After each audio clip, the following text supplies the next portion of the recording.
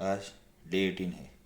बहुत से लोग सोचते हैं कि 18 दिनों में क्या बदलता है। सही है, 18 दिनों में दुनिया तो नहीं बदलती, लेकिन दुनिया को देखने का नज़रिया तो बदल जाता है। पिछले 17 दिनों में मैंने खुद को टूटते, जुड़ते और फिर से लड़ते देखा है। आज की बात उन लोगों के लिए है जो 40 की उम्र पार कर चुके हैं और सोचते हैं कि अब बहुत देर हो गई है। यकीन मानिए, खेल यहाँ से भी शुरू हो सकता है। 43 की उम्र में सबसे बड़ी समस्या पता है क्या है? वो है हमारा ईगो। हमें लगता है कि हमने तो दुनिया देखी है, हमें सब पता है। लेकिन रिस्टार्ट करने के लिए इस अहंकार को पीछे छोड़ना पड़ता है। आजकल कोई 20-25 साल का लड़का आकर मुझे मोबाइल से रिलेटेड कोई नए अपडेट के बारे में, फीचर्स या चिपसेट के बारे में बता देता है जो कि मुझे मालूम नहीं था, या फिर कोई नया टेक्नीशियन कोई नई बात सिखाने की कोशिश करता है, तो मुझे बुरा नहीं लगता, ना ही शर्म आती है। बल्कि मैं उनसे और इंटरेस्ट लेके बातें करता हूँ, उन्हें समझता हूँ। इससे कई बार 2-4 और बातें भी आप सीख जाते हो। सीखना कभी भी कमजोरी नहीं, ताकत है। विनम्रता का मतलब झुकना नहीं, बल्कि खुद को नया ज्ञान ग्रहण करने के लिए खाली करना है। और अगर आप 40 के बाद भी स्टूडेंट बनते हैं, तो आपका अनुभव और नया ज्ञान मिलकर एक ऐसी ताकत बन पाओगी जो किसी 20-25 साल के लड़के के पास नहीं हो सकती। कई बार कुछ केस में लोग मुझसे पूछते हैं, भाई आप इतने कॉन्फिडेंस से कैसे कह देते हैं कि ये फ़ोन ठीक हो जाएगा? अब उन्हें कैसे बताएं कि हम टेक्नीशियंस जब नए होते हैं तो कई बार काम करते हुए ऐसे फ़ोन खराब कर चुके हैं। उसी अनुभव से तो हमें पता है कि क्या करना है और क्या नहीं करना है। अभी जैसे कई सैमसंग के फ़ोन्स में उन्हें खोलने के लिए पहले उसका डिस्प्ले, जो कि पेस्टेड होता है, उसे निकालना पड़ता है, तभी आप आगे उस मोबाइल को खोलकर रिपेयर कर पाते हो।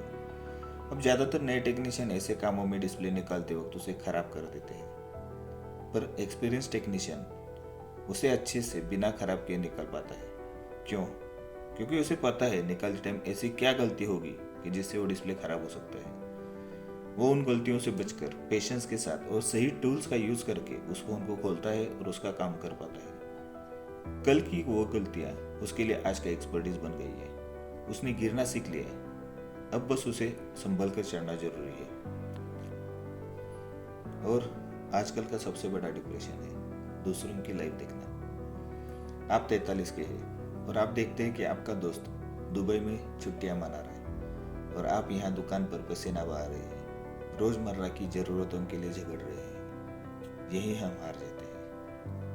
तुलना हमेशा बराबरी वालों में होती है। उसकी 10 साल की मेहनत की तुलना आप अपने 18वें दिन से मत कीजिए। उसका चैप्टर 20 चल रहा है और आप अभी भी चैप्टर 1 पे हैं। अपनी नज़रें अपनी मेज पर रखिए, ना कि दूसरे की बालकनी पर। अगर आज आप कल से 1% भी बेहतर है तो आप गेम में बने हुए हैं। अंत में एक कड़वी बात जो मैंने अपने बुरे वक्त से सीखी। जब मेरे पास कुछ नहीं था तब लोग गलियों से रास्ता बदल देते थे ताकि उन्हें मुझे नमस्ते ना करना पड़े। देर से ही सही, मगर कुछ बनो जरूर, क्योंकि लोग मिलने पर खैरियत नहीं हैसियत पूछते हैं। यह समाज बहुत मतलबी है।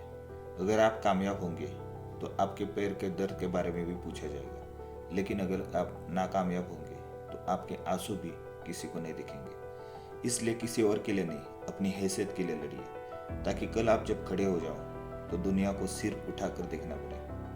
आपकी सफलता ही उन लोगों के लिए करारा जवाब होगी जिन्होंने आपको कमजोर समझा था। 18 दिन पूरे, थकान है पर हार नहीं। मैंने अपनी हैसियत बनाने का काम शुरू कर दिया है। क्या आपने किया है? और याद रखिए, देर कभी नहीं होती, बस शुरुआत की हिम्मत चाहिए। मिलते हैं कल डे 19 में।